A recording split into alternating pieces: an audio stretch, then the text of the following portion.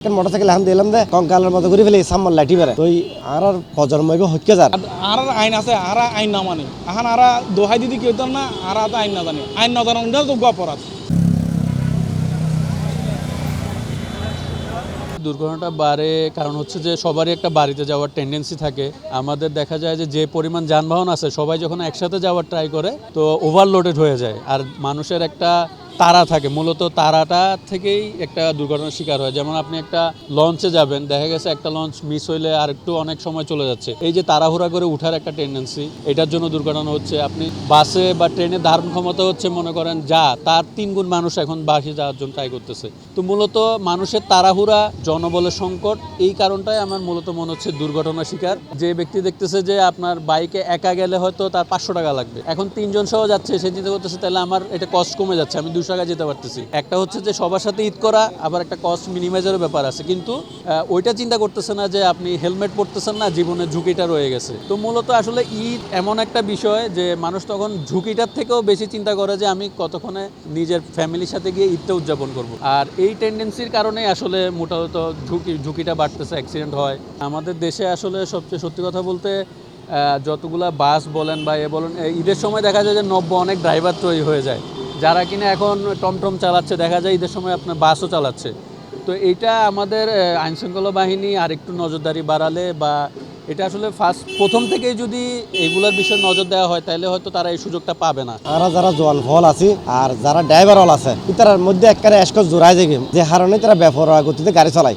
আর সামনে যে সুন্দর সুন্দর মাই ফল থাকে, বিশেষ করে আর বিলবুটের সাইডে যারা বোট ড্রাইভার হলে সিলিন্ডার শিকার হয়। আর মোটরসাইকেল হল বাইক যারা চালায় ইতারাও মাইফারিকে চায়, আবার নিজের চিটিপিটি তুলি ধরে বেলা যায়, নিজে মরে যাবে। আর হুদুন তো পিছুতে মাইফল ইয়ে চালাই দিন তো বেপরোয়া ভাবে হবে মতন, আর বেপরোয়া গতি এবং বেপরোয়া জীবনের কারণে তারা বেপরোয়া ভাবে উচ্ছৃঙ্খল প্রজন্মর দিকে আর অগ্রসর হয়। কিন্তু তাতে ফিরিয়ে পেলে বলি ঈদের উপলক্ষ করি না, ঈদ উপলক্ষে যে যান্ত্রিক সভ্যতায় আর যেভাবে অসভ্য হয়ে পড়ি, ইয়ে আসলে আড়ালে খুবই চিন্তিত হবার হতা।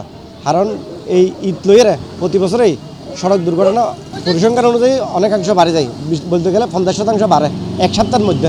কিন্তু তো হোমিয়া পেলে তার হাতে আনাতুন ট্রাফিক বিভাগের দায়িত্বশীল ব্যক্তিগুলোর ভূমিকা গ্রহণ করিব এবং আনাতুন যন্ত্র যান চলাইবার ক্ষেত্রে নিজেরা তো সচেতন করিব। নিজেরা যদি একখান ভুল করি তাহলে আইনে সাবধানে গাড়ি চালায়, কিন্তু আরেকজন তো না চলার, যে কারণে অ্যাক্সিডেন্টের শিকার হয়। আসলে সড়ক দুর্ঘটনা বাড়িবের বেশ কিছু হারণ আছে। প্রথম হারণ হইল যে বেপরোয়া গতিতে, এমন গতিতে গাড়ি চালায় যে গতিতে নির্দিষ্ট গতিসীমা আর দেওয়া আছে ট্রাফিক বিভাগ, আর ওই গতিসীমা না মানে এই হারণে দুর্ঘটনার কারণ বাড়ি যায়। এবং কি দেখা যায় যে রোডঘাট ফাঁকা থাকে হারণে দেখা যায় বিশেষ করে বাইকার হল এমন গতিতে গাড়ি চালায় পরবর্তীতে আর কন্ট্রোল করে না পারে, এই হারণে অ্যাক্সিডেন্ট বেশি হয়। এবং অনেক সময় দেখা যায় যে ও বাইকারের পেছনে যদি মাই ভাতা হ্যাঁ এক্ষেত্রে তো আর হতানতা মানে ও তো মনে হয় যে ও বাইক না চালার, ও চালাতে কি রকেট বা বিমান। আবার দেখা যায় যে এই যে বাস গি চলেন, লোকাল বাস জিন চলেন অনদে even they maximum helper assistant ওরা গাড়ি চালার, ড্রাইভার ছুটিতে গিয়ে এখন ওই হেল্পারের দিকে গিয়ে হেল্পার ইচ্ছা মতো গাড়ি চালার, ও তো পরিপক্ক ড্রাইভার ন, ও তো লাইসেন্স নাই। এই ক্ষেত্রে ট্রাফিক বিভাগ তো আর একটু সোচ্চারণ করিব। এখন দেখা যাচ্ছে ট্রাফিকও হম রাস্তার, এই হারণে তারা সুযোগ ইয়ে পার।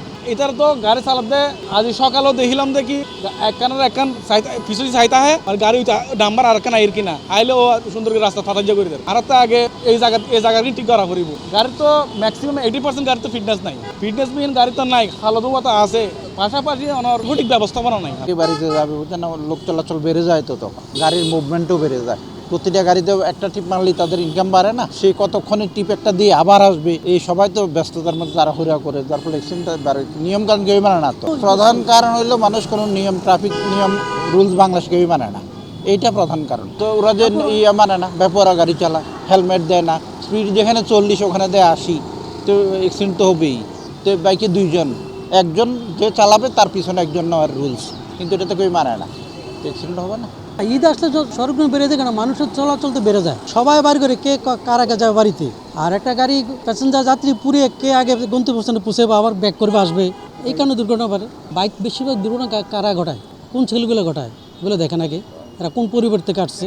আমি জানি আমার বাইকে 2 জন বেশি নেওয়া যাবে না, আমি কেন 4 জন নেবো, আমি কেন 5 জন নেবো, এটা আমি নিয়ে তো সচেতন হতে হবে। এগুলো তো বর্তমান না, আগের সরকারও দেখছে এগুলো রাস্তায় সিসি ক্যামেরা লাগাইছে আপনার যে ইয়ে করার জন্য, যে স্পিড কন্ট্রোল করার জন্য, বাসটা 10 কিলোমিটার থাকলে বুঝে একটা গাড়ি কত স্পিডে আসতেছে, দেখলে কিন্তু জরিমানা করুক, তা ঠিক হয়ে যাবে।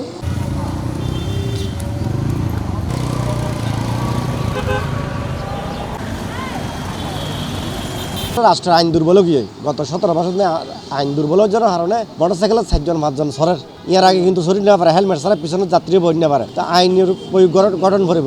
আর বিদেশত গেলে কিন্তু আইন মানি, এসব মধ্যে কিন্তু আর আইন না মানি, আর নিজের ব্যাক করে নেতা মনে করে। সড়ক দুর্ঘটনা কমে আসার জন্য একটা হচ্ছে যে সরকার যদি আরেকটু চিন্তা করে যে যানবাহন এই ঈদের টাইমটা আরেকটু বাড়ানো যায়।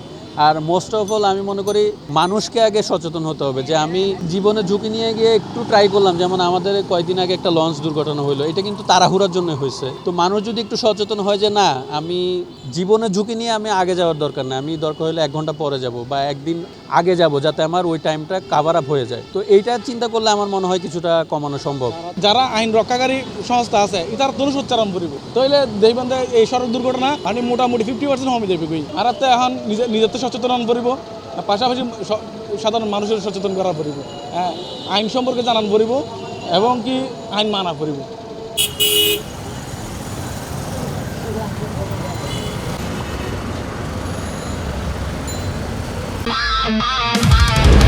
Splash into wonder, ride the waves, feel the thrill where adventure stays. Slide through magic, drift away. Boys Lake, sea, world, come and play. তোমার স্বপ্নের পানির রাজ্য এখানে, ফয়েজ লেক সি ওয়ার্ল্ড, যেখানে ওয়াটার মানেই অ্যাডভেঞ্চার।